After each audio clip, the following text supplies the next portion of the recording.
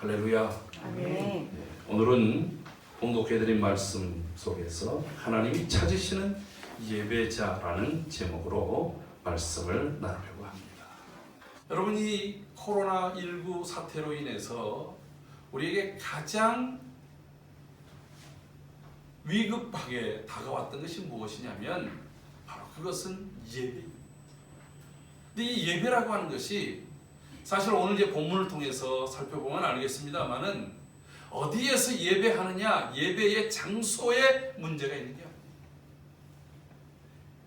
예배를 통해서 또 어떻게 예배를 하느냐, 예배의 방식, 예배의 순서, 그리고 또 뭐 예배의 여러 화려한 것들이 사실 문제가 아니랍니다. 우리가 이 코로나19를 통해서 배운 바 첫 번째가 뭐냐면 예배가 얼마나 소중한가. 우리 기도하는 집사님이 예배를 무려 거의 한 8번 정도 이렇게 언급할 정도로 예배에 대한 사모함, 예배에 대한 그러한 간절함이 그 속에 담겨 있었어요.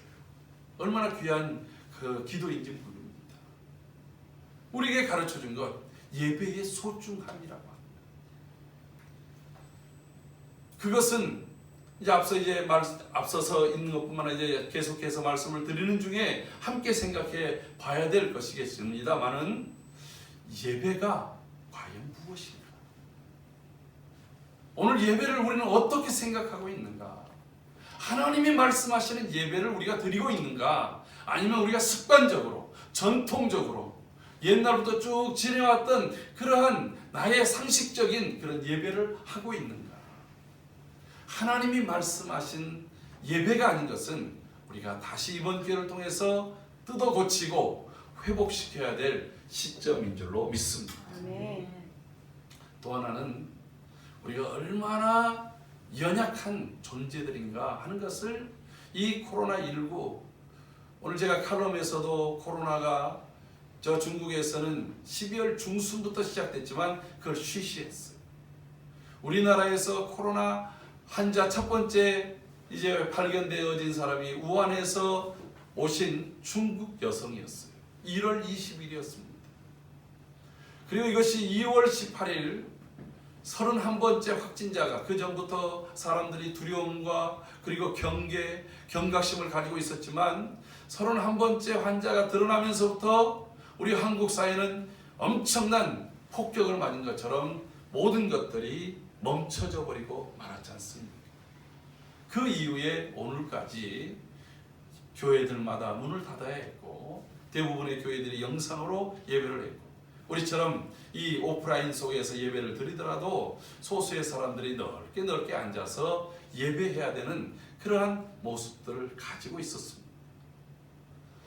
이러한 사회의 전반적인 모습 속에서 우리의 삶이, 우리의 신앙이 얼마나 연약한가 하는 것들을 또한 우리가 배울 수 있었습니다. 그러면서 이제 앞으로 염려되는 것은 이러한 일들이 매스컴에서도 이런 이 코로나 바이러스가 이 백신이 나온다 할지라도 이번으로 끝나는 것이 아니라 내년 겨울이 되면, 가을이나 겨울이 되면 더 변종되어지고 더 강력한 바이러스로 나타날 수 있다라고 하는 그러한 우려감을 갖고 있는데, 그런 상황들이 왔을 때 우리의 신앙과 우리의 삶의 모습은 과연 어떻게 될 것인가에 대한 그런 여러 가지 생각들을 갖게 되어진다라고 하는 것입니다. 사랑하는 성도 여러분, 오늘 우리의 삶 속에서 하나님께서 우리에게 말씀하시는 예배는 어떤 것일까요? 우리가 예배하고 있는데 하나님께서 기뻐하는 예배, 예배를 통해서 우리에게 주시는 그러한 축복은 무엇일까요? 우리 다 같이 한번 시편 51편 16절을 찾아서 읽어보도록 하겠습니다.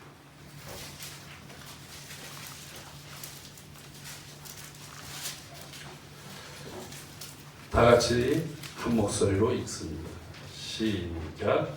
주께서는 제사를 기뻐하지 아니하시나니 그렇지 아니하면 내가 드렸을 것이라. 주는 범죄를 기뻐하지 아니하시나이다. 17절 말씀. 하나님께서 구하시는 제사는 상한 심령이라 하나님이여 상하고 통회하는 마음을 주께서 멸시하지 아니하시리다. 아멘. 한 문제를 더 읽겠어요.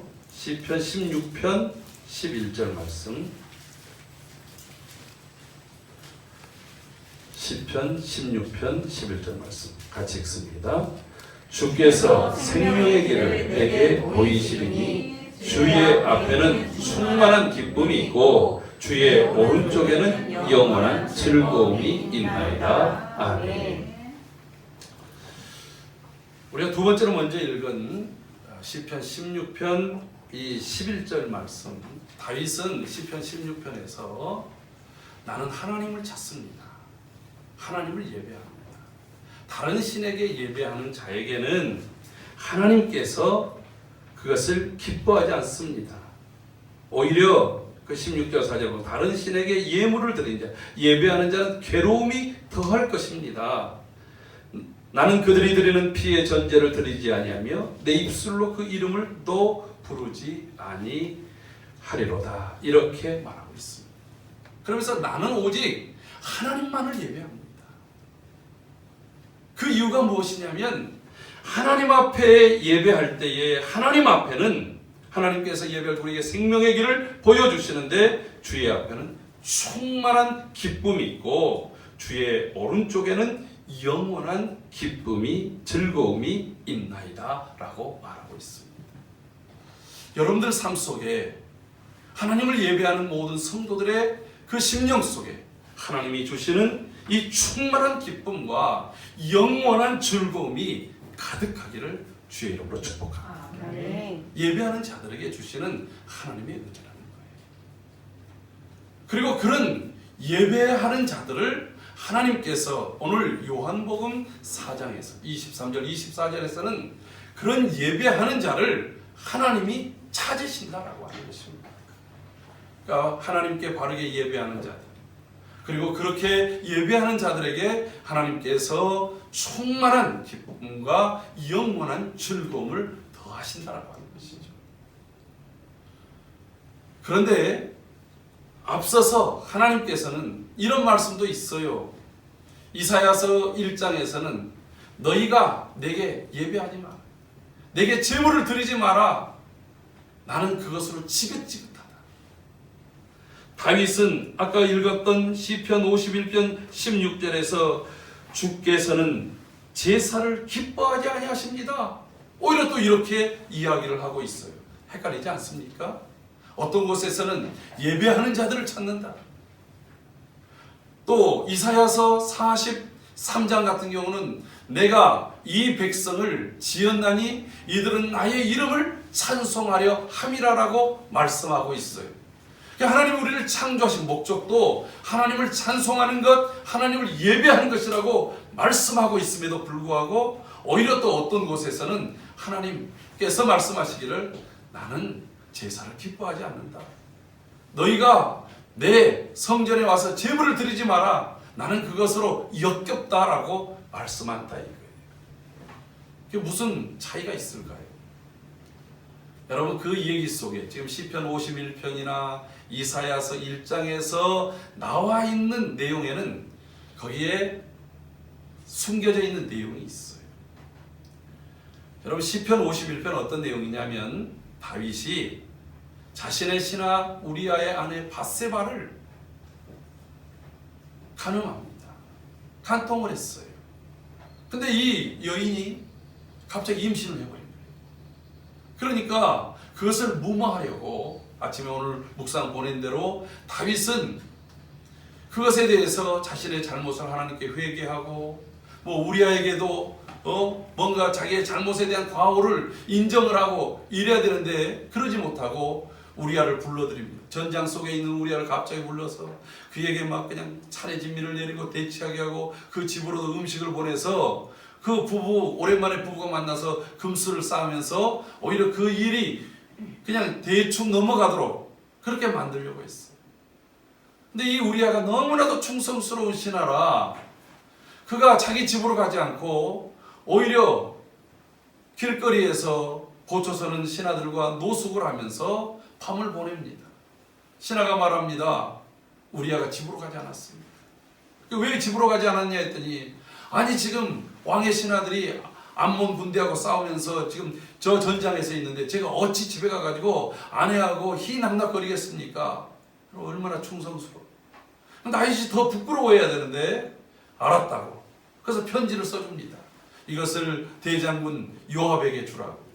근데 그 편지의 내용은 우리아를 싸움 맨 앞서다 보냈다가 그냥 뒤 앞에 있는 사람도 얼른 놓고 뒤로 퇴각하라는 거예요. 그럼 어떻게 되겠어요?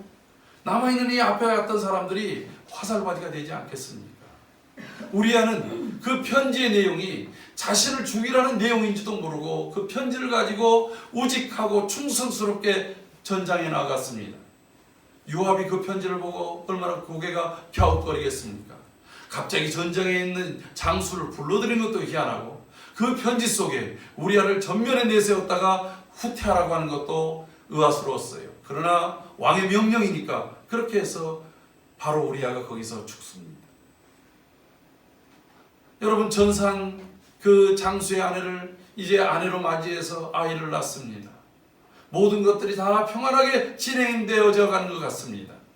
그때 하나님께서 나단 선지자를 보내서 다윗을 혹독하게 책망합니다. 다른 사람들은 모르게 했을지 몰라도 하나님은 다 보고 계셨다라고. 그러면서 드리는 제사, 그러면서 드리는 제물을 하나님께서 기뻐하시겠느냐. 이사야 선지자도 마찬가지입니다. 이사야를 통해서 하나님께서 이스라엘 백성들에게 요구했던 것은 그들이 하나님 백성답게 공평과 정의를 행하라고 하는 것이었습니다. 하나님의 말씀대로 사는 것이 공의로운 삶이고 하나님의 말씀을 순종하는 것이 공평한 삶이라고 하는 거예요. 그런데 그들은 하나님 백성답게 살지 않았습니다.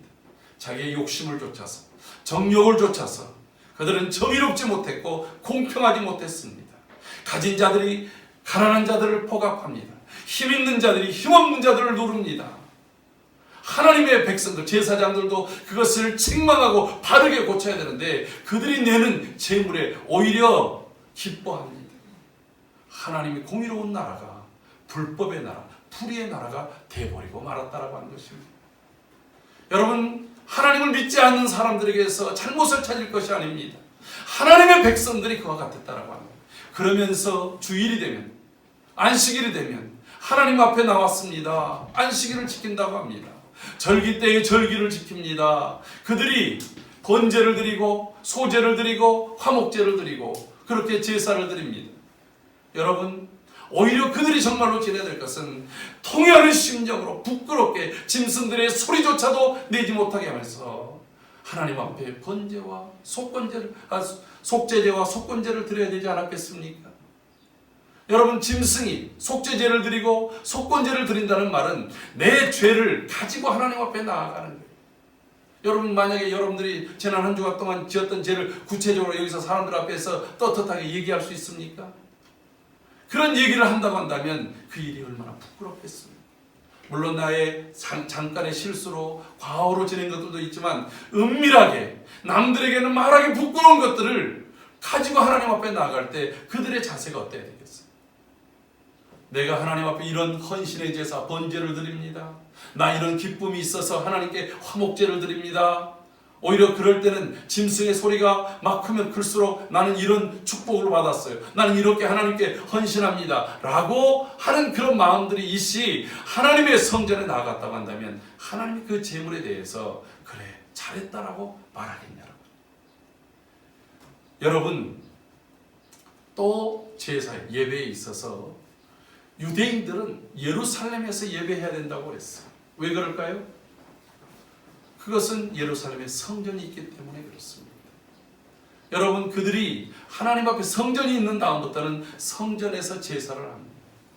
안식일에 모여서 각 처소에서 하나님 앞에 하나님의 말씀을 듣고 하나님의 말씀을 순종하고 하나님의 뜻을 좇는다고 하지만 그들이 정말로 예배해야 될 때는 성전까지 와야 됐어요. 저 북쪽 단에 사는 사람들은 예배 한번 드리려면, 제사 한번 하려면 얼마나 힘들겠어요. 저 남해 부엘세바에 사는 사람들이 성전까지 올라오려면 그 거리가 얼마나 되겠습니까? 더군다나 예수님 시대에는 전 세계의 디아스포라로 흩어져 있는 많은 해외 이민들이 많이 있었어요. 여러분, 그들이 한 번 제사하는 게 얼마나 꿈이었겠습니까? 그래서 절기를 맞이해서 몇 년 동안 걸었던 그런 물질들을 가지고 예루살렘 성전에 와서 예배하기로 그것을 사모해서 왔던 것들을 우리는 볼 수 있습니다. 그래서 당연히 예배는 예루살렘에서 해야 된다. 우리는 예루살렘 가까이 살아서 늘 예배할 수 있으니까 우리는 복된 사람이고 의로운 사람이라고 생각했다라고 하는 거예요.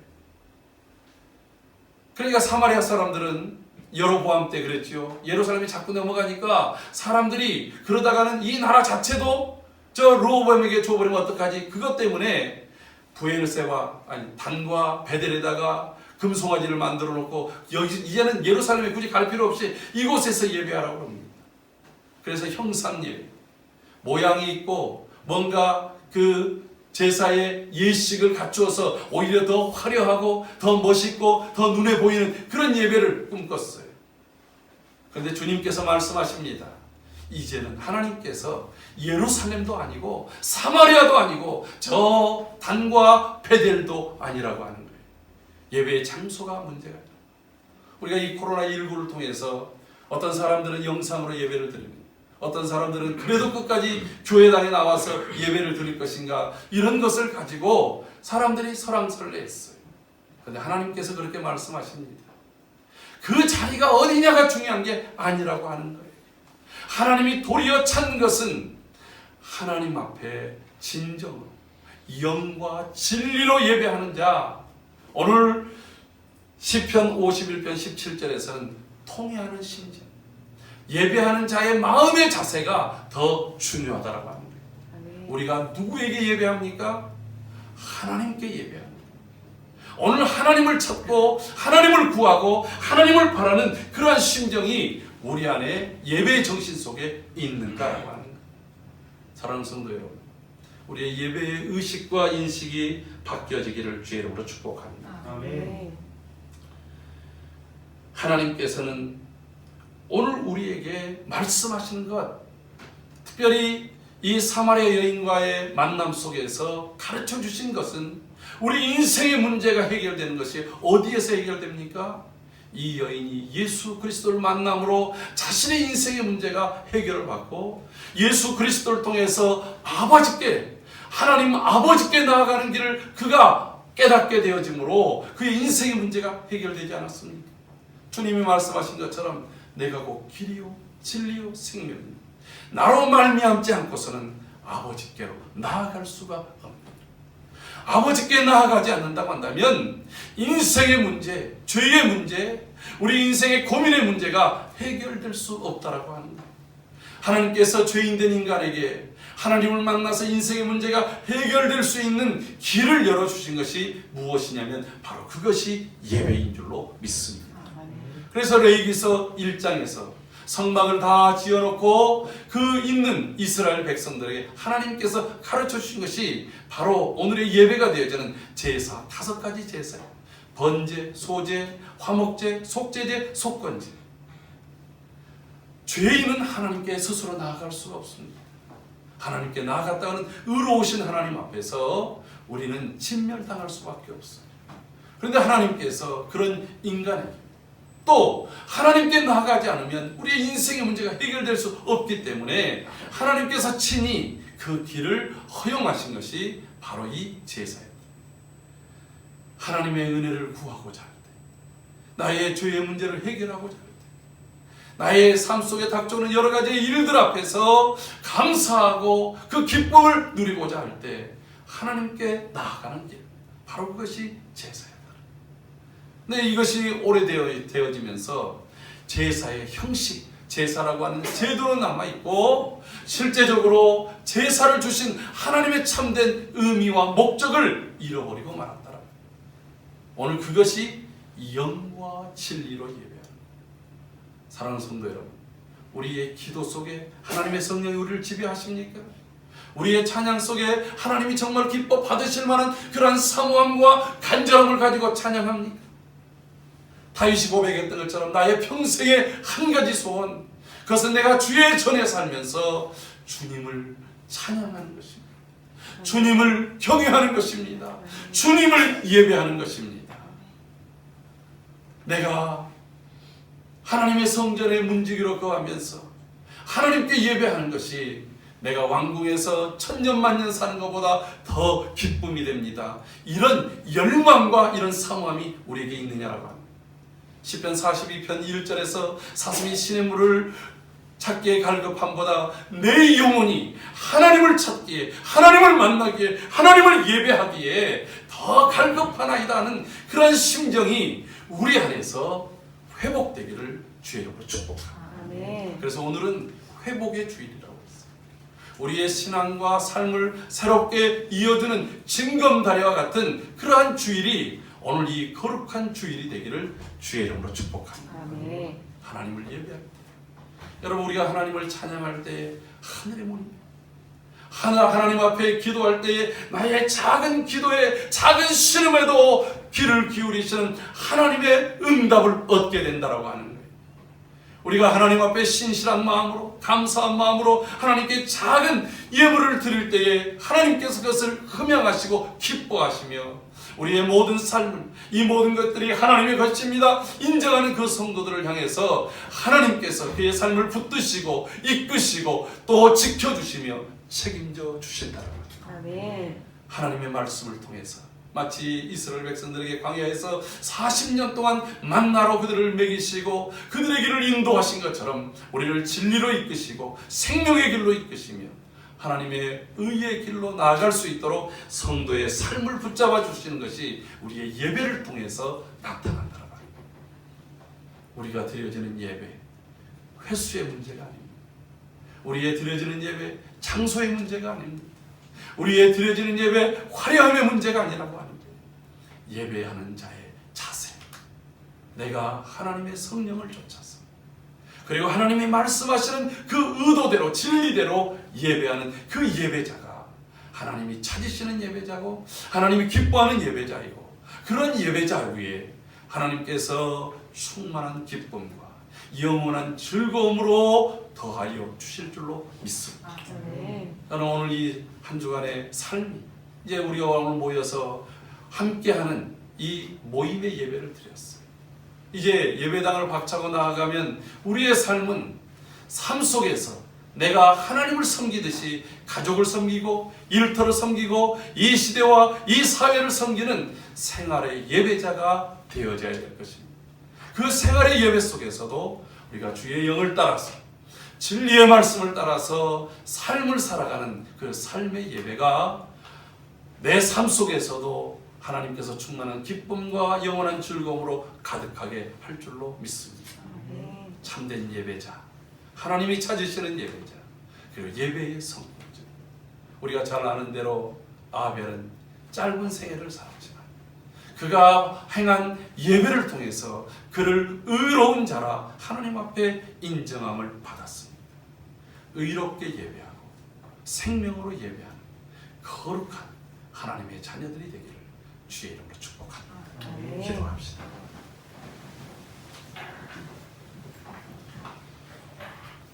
내가 하나님 앞에 무엇을 가지고 나아갈까 우리는 염려하고 생각했습니다.